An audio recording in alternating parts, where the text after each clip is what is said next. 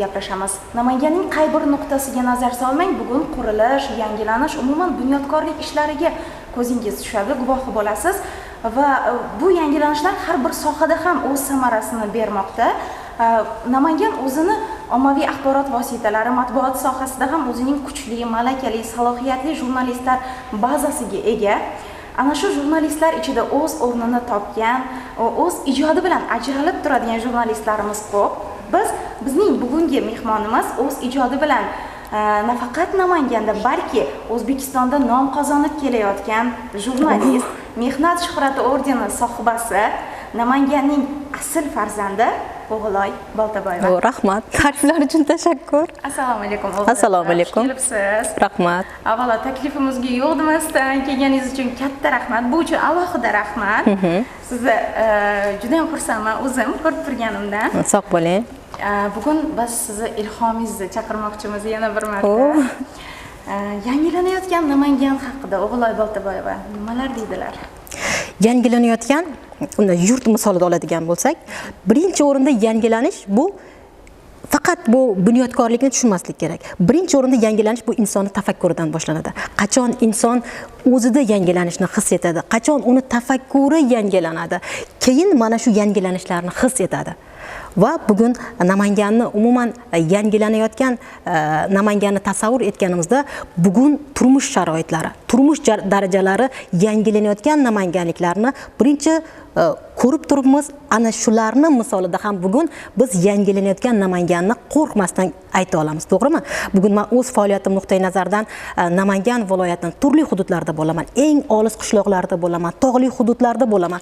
Hattoki ana o'sha joyga ham bugun rivojlanishni majoziy ma'noda aytganda shabodasi borgan, ob-havosi borgan. Bugun o'sha misol uchun Poppa eng chekka hududidagi bugun yurtdoshimiz ham rivojlanishni sezyapti. Uni taqdirida ham bo'y ko'rsatyapti. Yangilanayotgan Namangan. Bugun qanchadan qancha uysiz namanganliklar uyga ega bo'ldi, boshpanasiga ega bo'ldi, to'g'rimi? Bugun qanchadan qancha namanganliklarni qalbida ertangi kunga ishonch paydo bo'ldi. Men yangilanayotgan yurt, yangilanayotgan Namangan sifatida eng avvalo mana shuni tushunaman. Mana o'sha bizni loyihamiz nafaqat o'sha bunyodkorlik, aynan qurilish masalasiga emas, mana shu xalqimizning hayoti yangilanayotgani, ongi umuman yangilanayotgan Namangan aholisi haqida hamda o'sha siz bugun mana shu Namangan deylik hamma yog'ida bo'lasiz. Xalq orasida nimalarni e'tiboringizga tushdi o'zgarayotgan Namangan?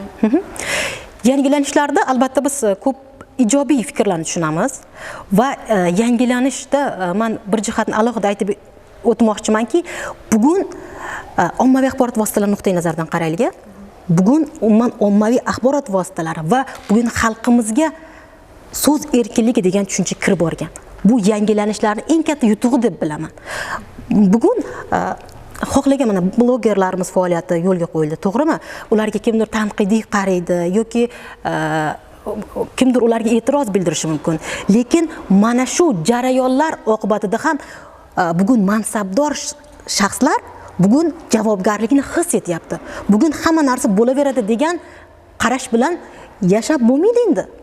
Rahbarlar asosanda bugun mana shu jihatlarni, so'z erkinligi, erkin fikrlash, mana shu yurt fuqarolarimiz mana shunday bir ruhda bugun yashayapti. Bu ham yangilanayotgan yurtni asosiy mana shu natijalardan. Bugun mana shu fuqarolarimiz o'zi haq huquqini bilyapti, haq huquqini talab qila olyapti, to'g'rimi? Bu ham yangilanishning natijasi. Bu mana shu yangilanayotgan O'zbekistonning asosiy yutuqlardan deb bilaman. O'zi demokratik jamiyatda, demokratik davlatda mana shunday bo'lishi ham kerak. Mana shu yangilanayotgan umuman O'zbekiston ichida nimalar asl holicha qolishini istardingiz? Eng avvalo milliy qadriyatimiz, o'zligimiz asl holicha qolishini xohlayman. Shuni xohlayman, eng asosiysi. Qancha taraqqiy etmaylik, qancha mana bugun globallashuv davri, to'g'rimi? Qancha rivojlanishi yuqori bosqichiga sekin-sekin chiqmaylik, o'zligimizni saqlab qolgan holda biz taraqqiy etsak, keyin O'zbekiston, keyin o'zbek degan nomini umuman jahon miqyosida kirib boramiz. Yaxshi ko'z bilan qaraydigan odamlar bor, bir narsaga yomon ko'z bilan qaraydigan odamlar borda. Mana shu yaxshi ko'z bilan qarashni inson nimadan o'rganishi mumkin? Yaxshi ko'z bilan qarashni insonning qalbi qanday? Uni ko'rmoqchi bo'lsangiz, uni fikrlashiga, uni dunyo qarashiga, uni sizga muomalasiga, umuman nuqtai nazarlardan qarab ham uni qalbini o'qib olishingiz mumkin. To'g'rimi? Bir xil insonlar bor, har bir yaxshilikdan yomonlik qidiradi. Tirnoqqa ichidan kir qidiradi. Bir xil insonlar bor, yomonlikdan ham hikmat qidiradi. Shuning uchun insonni kimligini, umuman mana shundan ham bu savolingizga javob topsa bo'ladi. Va yomon ko'z bilan men tanqidiy yondashuv degan narsa ham bor. Tanqid agar u xolis tanqid bo'ladigan bo'lsa, har bir insonni, har bir jamiyatni, har bir shaxsni bu yutuq deb bilaman tanqid. Men o'zim ham ko'p bor tanqid qilinaman, buni to'g'ri tushunaman. Agar tanqidni eshitaman yoki o'qiyman, agar u to'g'ri bo'ladigan bo'lsa, to'g'ri tan olaman. Va men mana shu tanqidlar natijasida ko'p kamchiligimni, mana shu kamchiligimni yengyapman. Sayohat qilib turasizmi? O'zbekiston bo'ylab umuman sayohatchimisiz?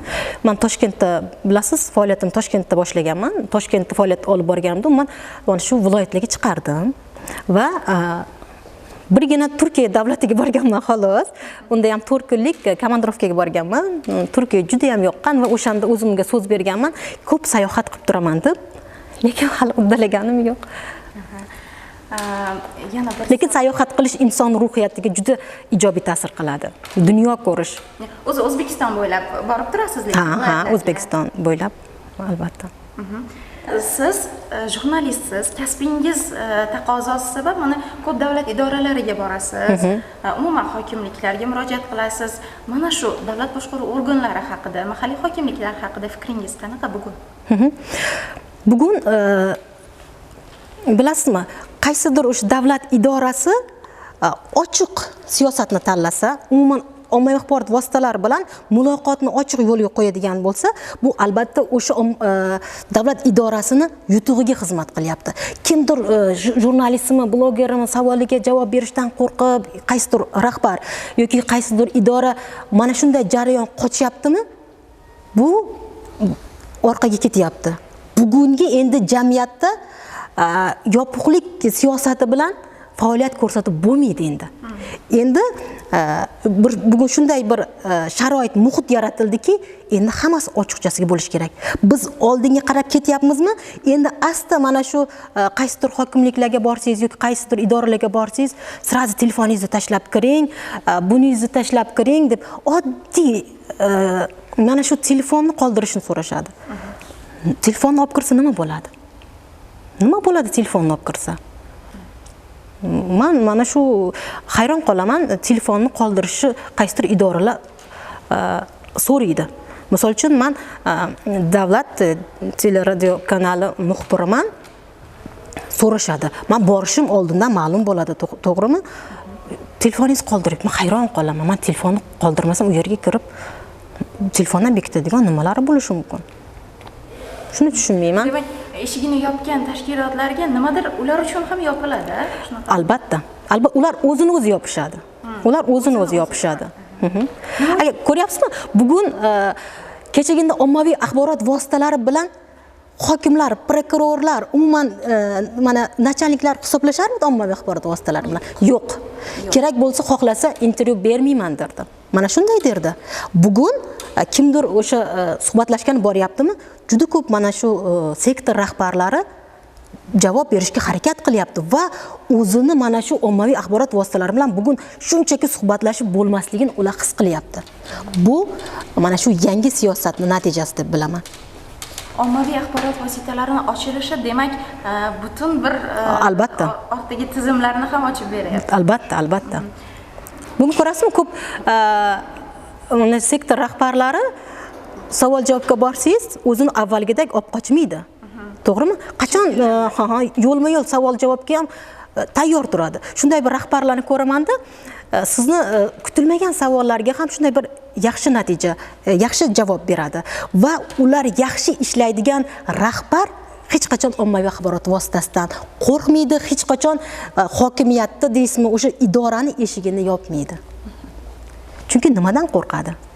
Nima uchun Toshkentda emas, Namanganda ijod qilyapsiz? Bilasiz, men xalqaro jurnalistika fakultetini tamomlaganimdan keyin, O'zbekiston davlat jahon tillari universitetini tamomlaganimdan keyin O'zbekiston telekanalida axborot informatsion dasturida faoliyatimni boshlaganman va undan keyin O'zbekiston 24 telekanalida faoliyat boshladim va orada xabaringiz bo'lsa 1,5 yildan ko'proq Namangan viloyat hokimligida ishlaganman, axborot xizmati rahbari bo'lib.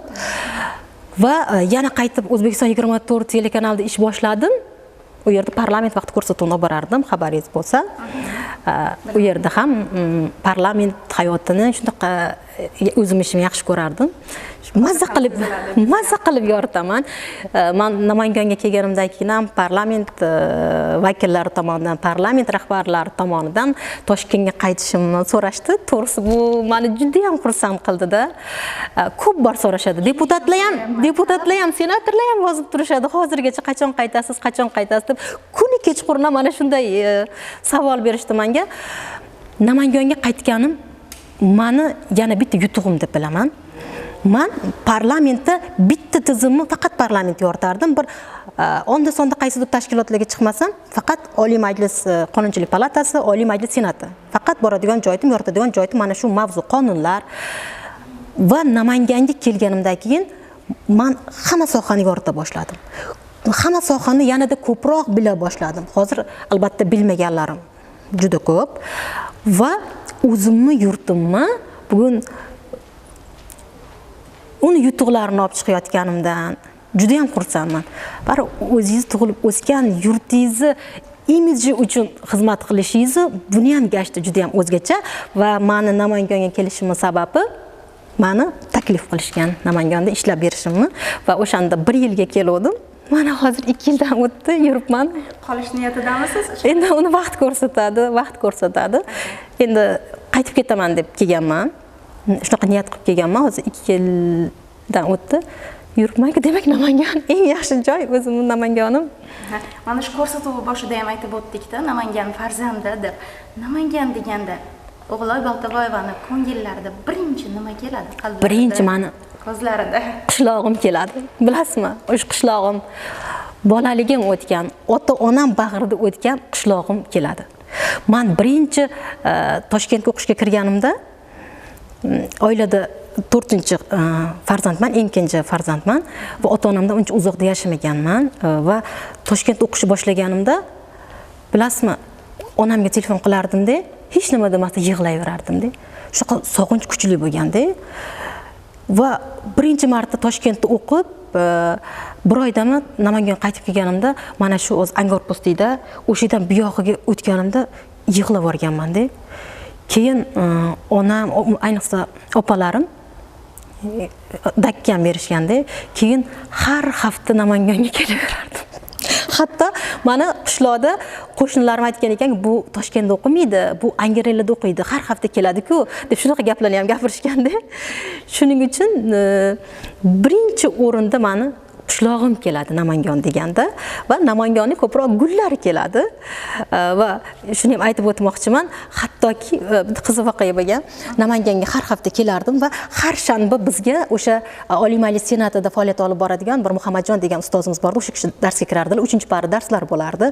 Men o'shanda ustozdan juda ko'p shanba javob so'rardim-da. Qor yog'ib turgan payt aytibdilar, "Ustoz, assalomu alaykum" dedim. Ustoz shunaqa kirdilar-da, "Va alaykum assalom. O'g'lay." Savoliy javobim so'ramadim, kishidan ruxsatdan so'ramadim.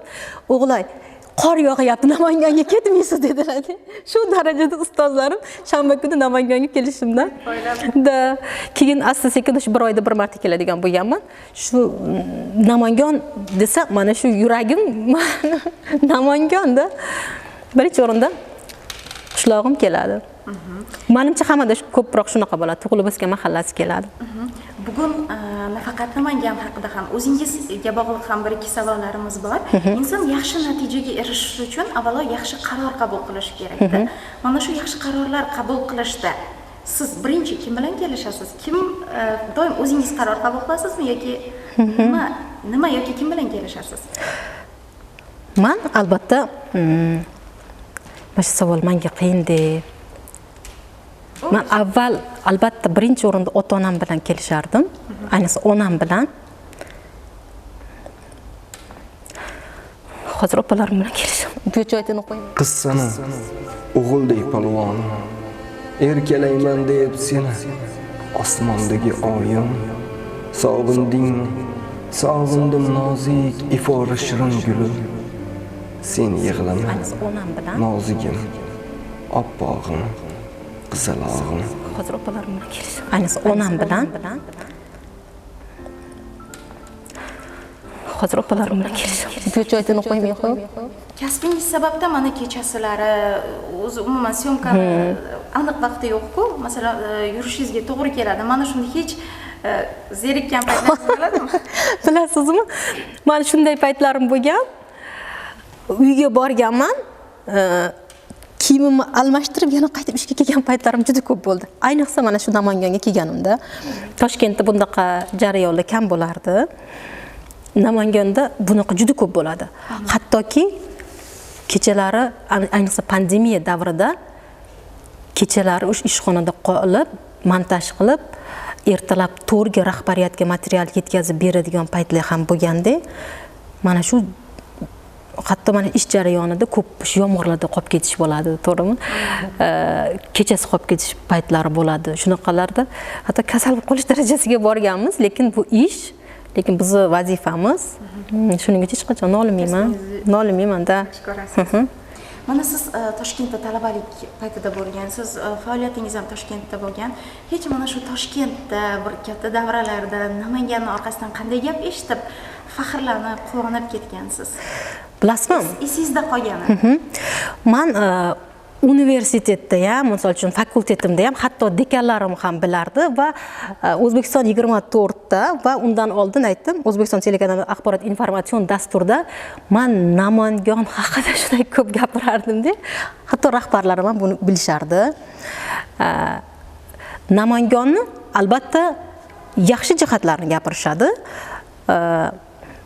Bir ustozimiz bor edilar, o'sha fakultetda bizga konfliktshunoslikdan darsga kirardilar. Shunda endi bu gapni hozir aytishim qanchalik to'g'ri bilmadim. Keyin darsga kirdilar-da, u kishi o'sha birinchi prezidentimizni maslahatchilar bo'lgan ekan. Endi biz u kishini avval tanimasdim-da. O'sha dars jarayonini taniganman, Narzilla Jo'rayev. Keyin shuna gap dars o'tyaptilar-da, men gap qo'shdim. Alisher Usmonov Namangandan. Palonchi Namangandan. U narsa Namanganda bor shunaqa deb. U kishi shunaqa siyosiy, jiddiy shaxs, lekin men hazil qilib shunaqa u kishini yaxshi bilmayman, shunaqa gap qo'shaverdim. Keyin o'sha bir fakultetimda muhokama bo'lgan meni Namangandanligim va Namangonni ko'proq fakultetda boshqa viloyatlardan ko'ra ko'proq bilishardi. Va Namangan haqida davralarda yaxshi fikrlarni gapirishadi. Yana bitta savol. O'g'loy Boltaboyevani nima quvontiradi? Meni quvontiradigan jihatlar juda ham ko'p. Meni avvalambor bugun Alloh yaxshi oqibatli jigarlar bilan siylagani meni quvontiradi. Meni ular borlig'im va eng katta quvontiradigan jihat bu meni shunday bir har bir inson uchun ota-onasi u bebaho ne'mat, ota-onasi bir doston har bir inson uchun, bir asar har bir inson uchun. Lekin meni ota-onamni bugungi hayotni ko'ra turib, ota-onam bergan tarbiyani ko'p eslayman-da. To'g'ri, men bugun mukammal inson, odobli inson demayman. O'ziga xos xarakteri murakkab jihatlari ham bor. Bilasiz, jahlim tez chiqib qoladi. Va meni eng katta bu dunyoga kelib Alloh eng katta bergan ne'mat bu meni ota-onamni farzand qilib yaratgani doim quvontiradi. Bilasizmi, meni otam hammamiz oilada 4 ta qizmiz, o'g'il yo'q. Hammamiz o'qish yozishni bilgan paytimizda ham bizga hadis o'qib berardilar. Tasavvur qiling. Va bizga juda ko'p o'gitlarni yodlatganlar. Temur tuzuklarini o'qib berardilar o'zlari. atrofga yig'ib olib. Hozir men bolalarini atrofiga yig'ib kitob o'qib beradigan ota-onani yaqin orada ko'rmadim, ehtimol ko'pdir. Va shuni ko'p eslayman.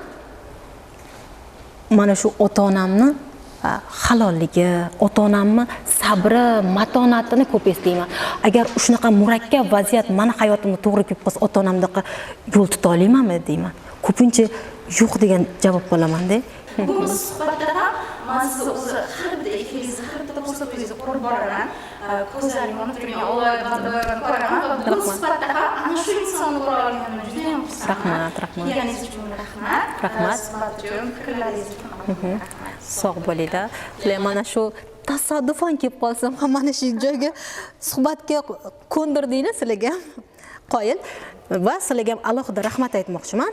Bugun ommaviy axborot vositalari va axborot xizmatlari faoliyatida ham yangi davr boshlandi. Sizlar mana shu Namangan viloyatida men tanigan mana shu axborot xizmati faoliyatidan o'zinglar bugun juda katta mas'uliyat talab etyapti. Men o'zim mana shu sohada ishlaganman va mana shuncha ish ichida o'zingni yangi loyiha qilib, yangi izlanyapsizlarmi?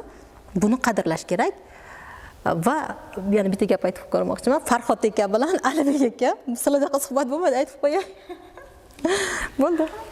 Rahmat kelganingiz uchun.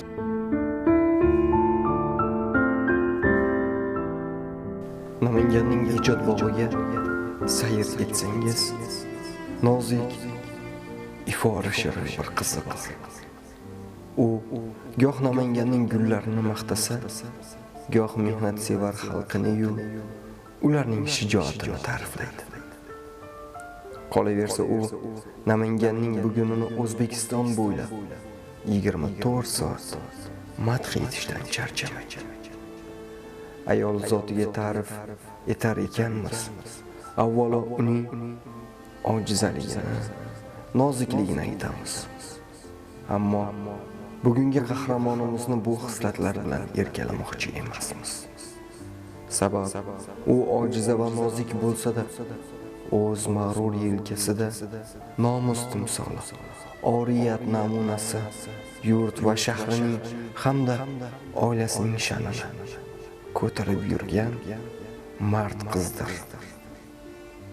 Chekka bir qishloqning chekka bir mahallasida dunyoga kelgan qiz bugun respublikaning e'tibor markazida.